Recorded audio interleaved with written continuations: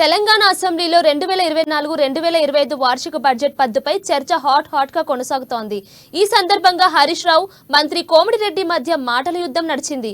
2001లో కొండ లక్ష్మణ్ బాపూజీ ఇంట్లో పార్టీ పెట్టినప్పుడు తెలంగాణ వస్తే దళితుడినే సీఎం చేస్తామని చెప్పి అబద్ధాలను ఆనాటి టీఆర్ఎస్ ప్రస్తుత బీఆర్ఎస్ మొదలు పెట్టిందన్నారు.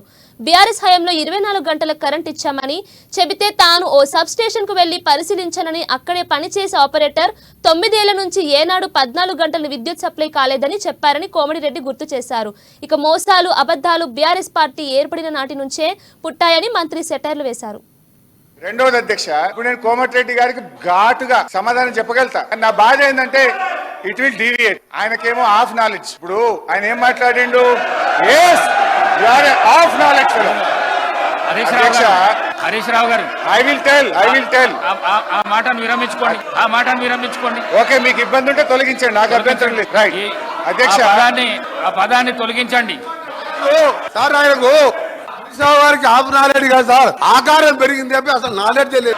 ఆకారం పెరిగింది, ఆయన నాలెడ్జ్ ఎక్కడ సార్? ఆయన ఒక డమ్మీ మినిస్టర్, ఆయన డమ్మీ అల్లుడు.